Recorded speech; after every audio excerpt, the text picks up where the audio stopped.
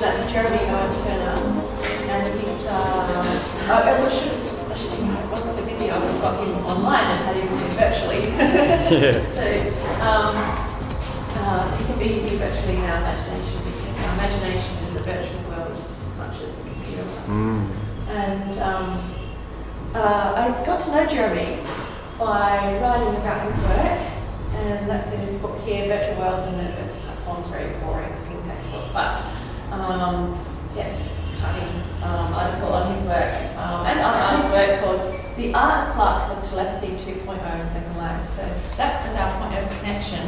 We met online through a friend, and Jeremy's work in virtual worlds often deals with telepathy, and that's my area of interest too.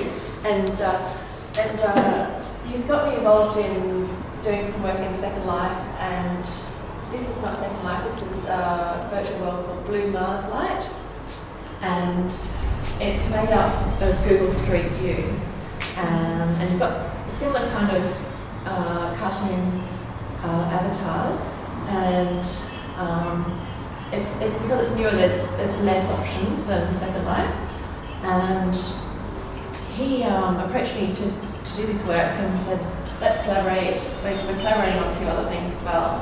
And he said, I've got this idea, what's this, Occupy thing, it's going to go on. And I said, yeah, it's pretty big.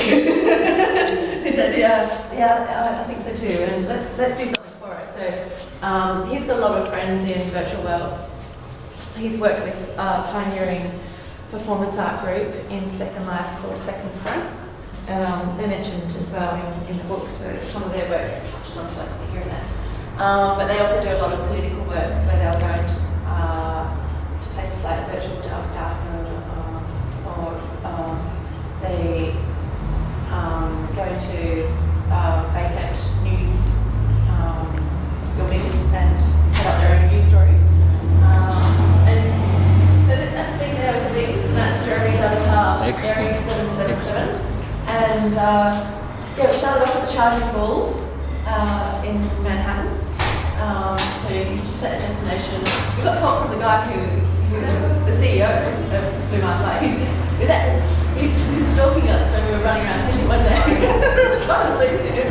But because it's so new, he's like beta testing it. And eventually we started chatting because he kept turning up. And he made the room larger. Because I think you're only allowed 20 people.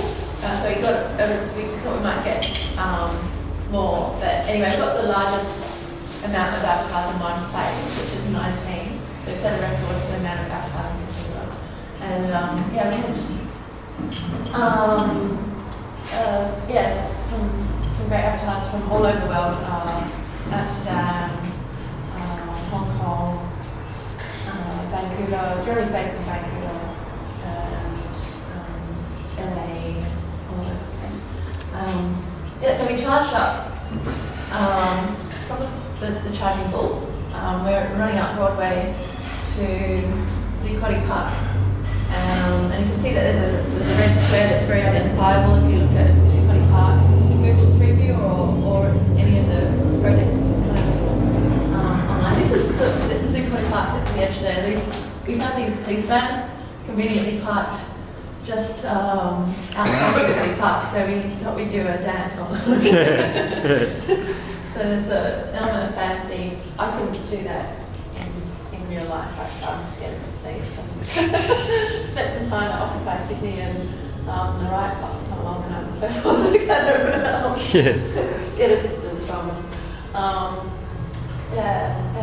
It was great fun to do, and it's really interesting. Like if I went to New York, I would actually know how to pretty much get from Charging Bull to Zuccotti Park. So there's a way of, in a sense,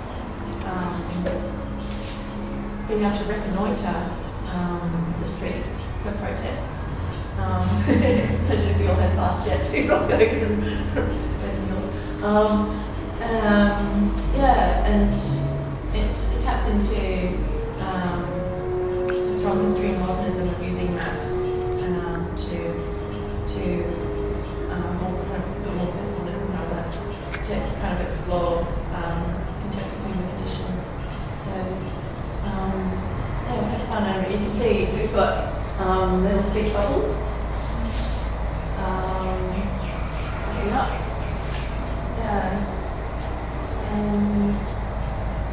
Questions? I have a question. Yeah. So, I mean, normally with protests or non-violent direct action, or sometimes violent direct action, the point of it is to cause disruption. In the city, like a normal protest would be about shutting down the traffic or shutting down the financial district. Obviously, which you can't do in virtual space, and you occupy kilobytes. But I mean, so was there a engagement with that sort of idea? How that fit into an actual sort of protest? Or? Yeah. Well, I had to go to get to Occupy Sydney to get some audio, because it didn't feel right to not go and check it out. And I hadn't finished the audio. I'd been pinching stuff off the internet from Occupy Wall Street, YouTube's all over the place. So that's the audio if you listen. It's a mishmash of various Occupy Wall Street audios. And then there's some activists from Sydney, Amy Thomas, Mark Goodman, and Elena Ortega.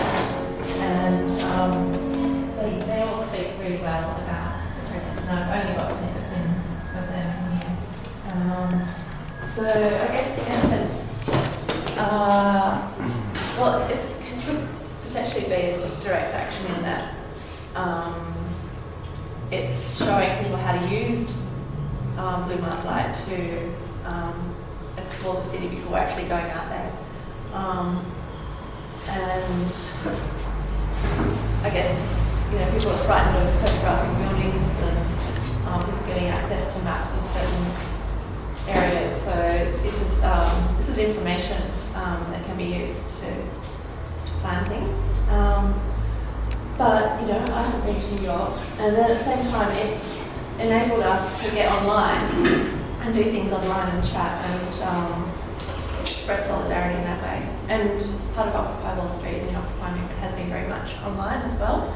And there's a lot of good reasons why people don't go down to certain places. Well, they've got jobs, or they're babysitting, or they can't move, they're disabled, or whatever. So there's potential for people to get online and contribute that way.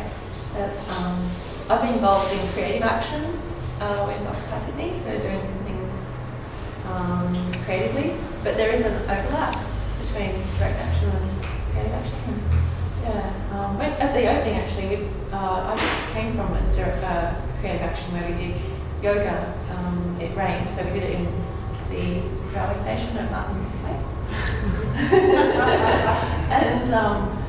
And then some of the girls came along with their yoga mats, and actually we did find some police cars on King Street, and they put their yoga mats over them. I photographed them, see, I'm always at a distance. Expensive camera. Look after them. Elena did some fantastic moves in the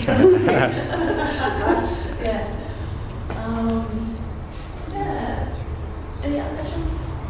More about your collaboration. How does the telepathy line get into knowledge? How about various machines that can actually read thoughts? There's a V1 tech which is quite expensive at a very low cost.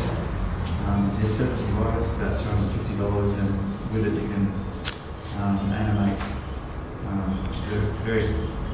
Like a mouse, like you have a thought-powered mouse. Is that? Only $250. Yeah, that thought price right there. It's obviously it's going to be. I have to get the details. Future. Yeah, years I've been tracking that kind of developments, and it's good news that it's coming out. Sorry, was the first part of your question about collaboration? Yeah. So how does telepathy? You mentioned your collaboration with your on-screen partner. Yeah. And he's coming from the virtual world, and you're coming from the telepathic. Where does that mesh? Yeah, I guess, in the article I wrote about his work, it was telepathy 2.0, so kind of like a new version of telepathy. And sometimes I'm using the word telepathy So technological from telepathy. And I guess when it's so obvious when you're using computers that there's a technological element, then that word is something I use quite a bit. But in fact, I think human telepathy, like humans are very technological, like the hand and the brain is something like what makes us so human, standing upright. And there's something, so our telepathy has got to be somehow always technologically mediated. It's something that changes with new technology. So when the telephone was invented, that's when, in fact, the word telepathy arose, because it was such a violently new form of communication that cut across distance. And you find that whenever there's new technology, that it's followed by another ghost, another form of telepathy. But collaboration, I think, I've got a paper coming out on Tuesday, so I'm going to Melbourne for the launch of that, and then I'm going to hang out with Occupy Melbourne. But yeah, I've got a paper that's all about telepathy and collaboration since Fluxus to now, and it looks at artist couples but also groups who collaborate, and the strongest model of a telepathic collaboration will be, or even a collaboration, will be the artist couple. And we've seen that in the example of Marina Abramovich and Ule. And I started with Marina, and she was talking about telepathy, so it really was my interest in telepathy then. But then, the less stable forms of collaboration might be, a large group or a street protest or a world revolution. So it's just the relationships are very fragile, and I've experienced that. Being involved in Occupy Sydney, it's not it's such a difficult thing. Like, people are really busy doing their own lives and stuff, and then trying to form as a group, like getting numbers together is quite difficult. So if you've only got two, then it's a whole lot easier to organise two than a whole bunch.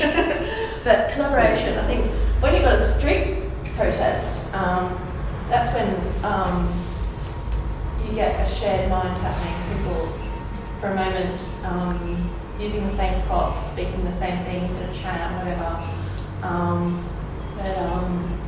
I think with the artist couple, often it has something to do with extreme empathy and the love in the relationship as well. So, a lot to do with trust. Yeah. And that's a paper coming out in Colloquy, and it's online, so you'll be able to access it for free. I'll send a link to the ATVP Facebook page. Yeah. Any more questions? But, I'm not in love with Jeremy, by the way. Well, that's it. Well, as much as he's a long distance friend. But, so he's got a girlfriend, and he's become a very good friend, and so there's all sorts of different models of telepathy and collaboration. There's just as many models of relationships there are, I guess.